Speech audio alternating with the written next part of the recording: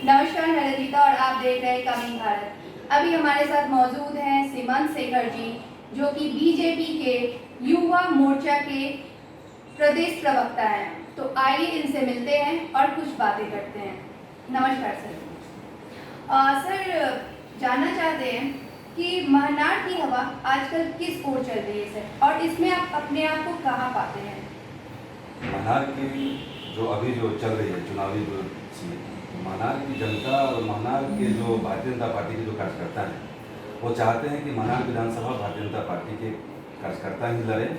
और 2010 चुनाव में हमने वहाँ चुनाव भी लड़ा और हमने जीता भी।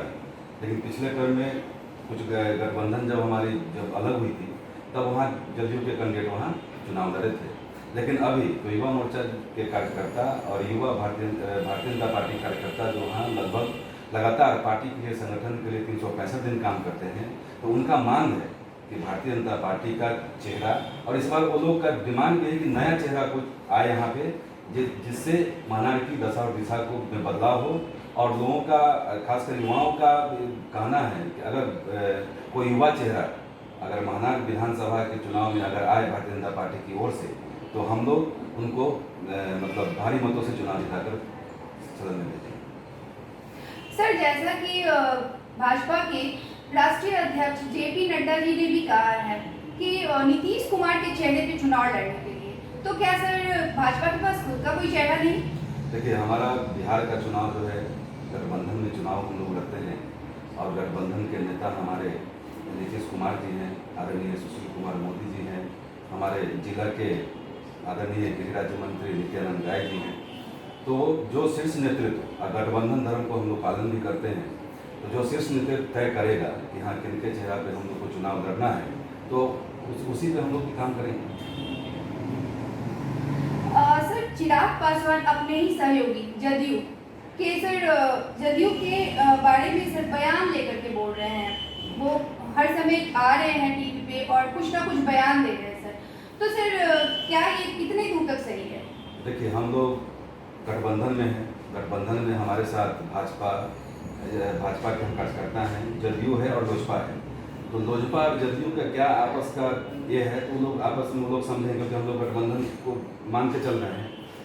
और अगर उनका व्यक्तिगत अगर कुछ अगर नीतीश कुमार जी से कुछ होगा, इसमें हम लोग कुछ नहीं कह सकते, ना कुछ बता सकते हैं उनका क्या है नीतीश कुमार जी से।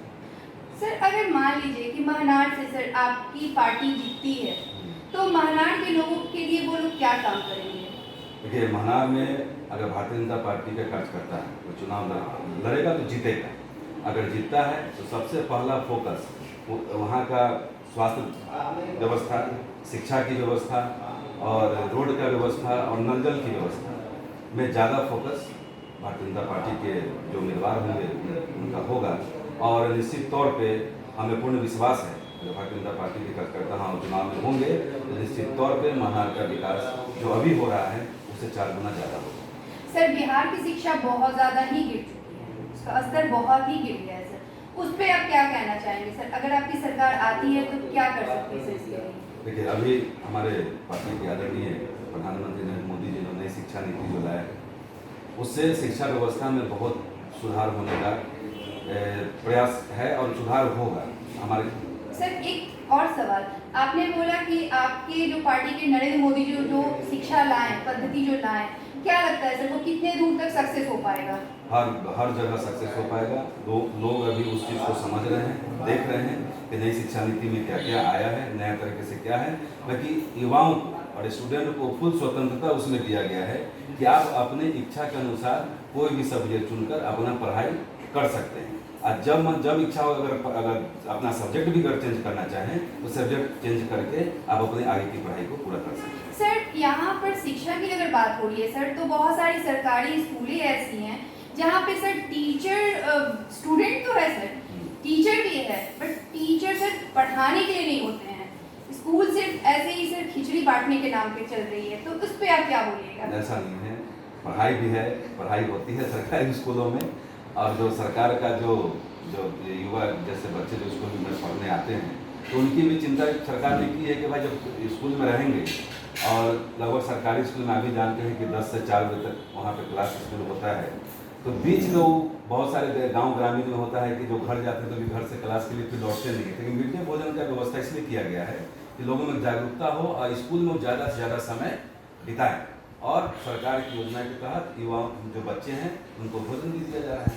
सर बेरोजगार युवा जैसे कि बिहार लौटे थे, आज के डेट में सर वो लोग फिर से जो कंपनियां उनको निकाली थी कल, आज उन लोगों को फ्लाइट का टिकट दे करके सर फिर से अपने पास बुला रहे हैं, 3 महीने का राशन का इंतजाम कर। इस पे आप क्या कहेंगे सर, क्या वो सुरक्षित है अभी भी?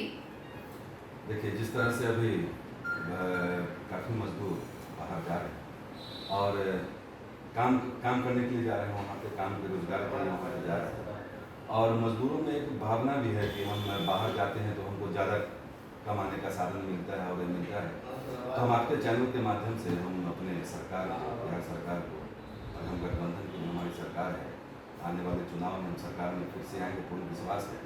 तो युवाओं का और मेरा जो अपना व्यक्तिगत जो हमारा ये है कि हम सरकार से भी हमने पिछले कुछ मीडिया में भी हमने ध्यान दिया, हमने मांग की कि यहाँ पे इंडस्ट्री का व्यवस्था किया जाए, सही शिक्षा का व्यवस्था किया सर जाए। आप इंडस्ट्री बोल रहे हैं, आप किस तरह का यहाँ पर इंडस्ट्रीज चाहते हैं सर, किस तरह का उद्योग करवाना चाहते हैं सर बिहार में? देखिए, इंडस्ट्री में उद्योग में बहुत तरह की चीज़ आती है।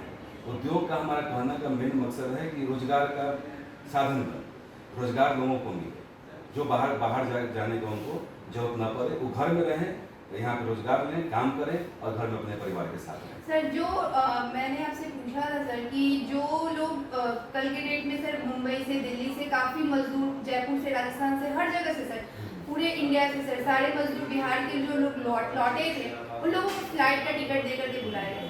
क्या लगता है सर वो लोग क्या फिर से वहाँ सुरक्षित हैं?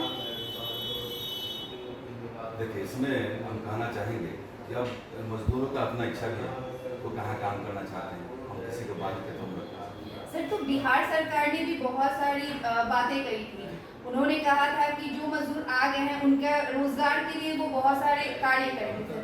तो सर क्या लगता है सर, जो अभी अभियान चला था रोजगार को लेकर के सर, की मिट्टी खुनाई हो गया, फिर कंस्ट्रक्शन का काम को लेकर के सर, मजदूरी एक तरह का सर, तो क्या सर ऐसा लगता है सर जो पढ़े लिखे युवा हैं, जो हाई क्वालिफाइड युवा हैं सर, क्या वो ये सब काम करेंगे? नहीं, क्वालिफाइड युवाओं के लिए आत्मनिर्भर भारत में उद्योग के लिए उनको कहा गया कि आप छोटा छोटा उद्योग करें और उस चीज़ को लोकल वोकल भी करें, मतलब उसको प्रचार प्रसार भी सर ये करें। लोकल वोकल आप बार बार बोल रहे हैं सर, इसको आप डिफाइन कीजिएगा सर, क्या मतलब? जैसे हमारे यहाँ बहुत सारे जिलों में कुछ लोकल प्रोडक्ट्स तैयार किए जाते हैं, ठीक है, जो मार्केट में उस चीज़ को, जैसे हम जो सामान खरीदते हैं, जैसे मान लीजिए हम ये गमछा रखे हुए हैं, ये गमछा गया में एक पटवा जगह है, पटवा गांव है, वहीं पे तैयार किया जाता है, ठीक है। पटवा पूरे बिहार में इस चीज़ की जानकारी हो कि भाई गमछा वहाँ पे बनता है, वहाँ से हम इस चीज़ को मार्केटिंग करें, वहाँ से उठा के पूरे बिहार में इस चीज़ को बताएं। एक तरह से ये भी तो हुआ कि अगर बिहार में जितना ज़्यादा अगर इसके लाभुक बनेंगे उतना उसमें आदमी का जोर पड़ेगा, रोजगार लोगों को मिलेगा, और पूरे मतलब बिहार में जो हमारा लोकल जो प्रोडक्ट है उसको मार्केटिंग मिलेगा। सर जानना चाहेंगे कि इस बार भाजपा किस मुद्दे पर चुनाव लड़ेगी सर? चेहरे नरेंद्र मोदी के चेहरे पर चुनाव लड़ेगी सर, या फिर अपने काम पर सर? देखिए, भारतीय जनता पार्टी जब भी चुनाव लड़ी है तो विकास के मुद्दे पर चुनाव लड़ी है। हमारा जो सबसे पहला जो हमारा सर्वश्रेष्ठ जो है, हम विकास की बात करते हैं और विकास की ही हमारा मतलब है कि हम विकास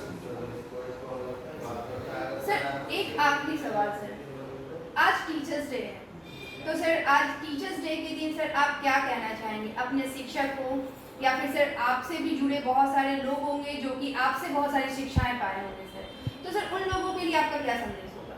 देखिए, हम खुद एक शिक्षक के लड़के हैं, हमारे पिताजी हाई स्कूल में प्रिंसिपल से रिटायर किए और हमारे गुरु हैं, तो बहुत लोगों को शिक्षा उन्होंने दिया है, आज विभिन्न पदों पे वो हैं और हमारे गुरु हैं। तो शायद शिक्षक दिवस पे हम इतना ही कहना चाहेंगे कि लोग स्वस्थ रहें और सोच को स्वस्थ रखें, और क्योंकि सोच बदलेगा तभी बिहार बदलेगा। और कुछ सर अब हम लोग एडिट करेंगे तब तो जैसा कि आपने सुना, युवा मोर्चा के प्रदेश प्रवक्ता सीमन शेखर जी ने कहा कि वो युवाओं के लिए अगर उनकी पार्टी आती है, महानाड विधानसभा में उनका अगर स्थान मिलता है तो वो युवाओं के लिए बहुत सारे कार्य करेंगे, उनके लिए, उनके नौकरी के लिए, उनकी ज़िंदगी के लिए काफ़ी चीज़ों के बारे में उन्होंने कहा कि हाँ, वो स्वास्थ्य से संबंधित भी बोले और शिक्षा से संबंधित भी बोले। तो और भी ऐसे ही छोटी बड़ी खबरों के लिए बने रहे हमारे चैनल के साथ। और हाँ, अभी तक आपने हमारे चैनल को लाइक नहीं किया है तो लाइक कीजिए, सब्सक्राइब कीजिए और ज़्यादा से ज़्यादा शेयर कीजिए। धन्यवाद।